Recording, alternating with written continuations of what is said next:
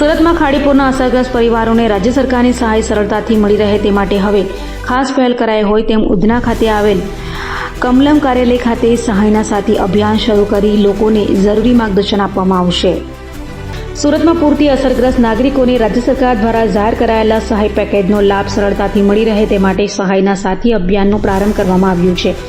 ઉધના સ્થિત કમલમ કાર્યાલય ખાતે શરૂ કરાયેલા આ માહિતી કેન્દ્રમાં સહાય મેળવવા માટે જરૂરી દસ્તાવેજો, અરજી પ્રક્રિયા અને અન્ય માર્ગદર્શન આપવામાં આવશે।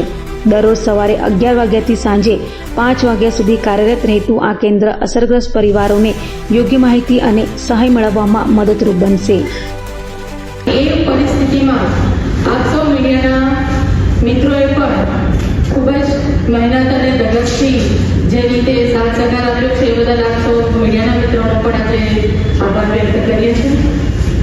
સુરત જિલ્લા મહાનગરપાલિકાની અંદર ભારે વરસાદને કારણે સર્જાયેલી જે પૂરની સ્થિતિથી ખૂબ જ મોટા પાયે નુકસાન થયું છે અને આ વિકટ સ્થિતિમાંથી ઝડપથી બહાર આવવા માટે સ્થાનિક તંત્રને વેગ મળે એ હેતુથી સરકાર દ્વારા આ પેકેજ જાહેર કરવામાં આવ્યું છે। મૃદુ અને મુખ્યમંત્રી શ્રી ભૂપેન્દ્રભાઈ પટેલ, નાયબ મુખ્યમંત્રી શ્રી હર્ષભાઈ સંઘવી તેમજ કેન્દ્રીય મંત્રી શ્રી સી.આર. પાટીલજી દ્વારા સુરતના અસરગ્રસ્ત વિસ્તારોની જાત માહિતી મેળવી અને નુકસાનનો જે ક્યાસ કાઢવા પ્રત્યક્ષ મુલાકાત અસરગ્રસ્ત વિસ્તારોમાં કરવામાં આવી છે। ભારતીય જનતા પાર્ટી ગુજરાત પ્રદેશના અધ્યક્ષ શ્રી જગદીશભાઈ વિશ્વકર્માજીએ પણ આ પરિસ્થિતિને ખૂબ જ ગંભીર અને ચિંતિત થયા છે।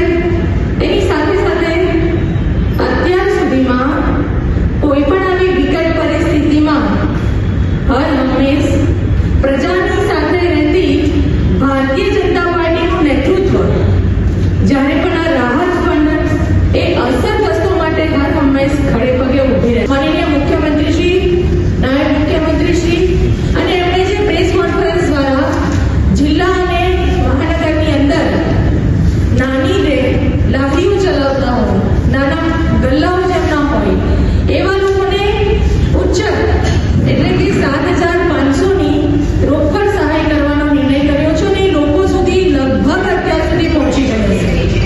બીજું કે જેમની પાસે નાની નાની કેબિનો છે અને એ કેબિનનો વિસ્તાર 40 ફૂટની અંદર હશે તો એમને પણ રોકડ સહાય રૂપે 25,000 રૂપિયાની સહાય કરવામાં આવી છે અને જો આ જ કેબિનો 40 ફૂટથી ઉપરની અંદર હશે તો એમને 50,000ની રોકડની સહાય કરવામાં આવી છે।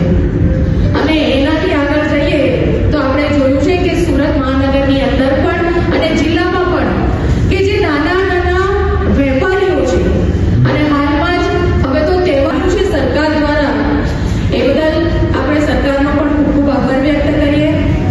19,000થી વધુ પરિવારોને આપણે ઘર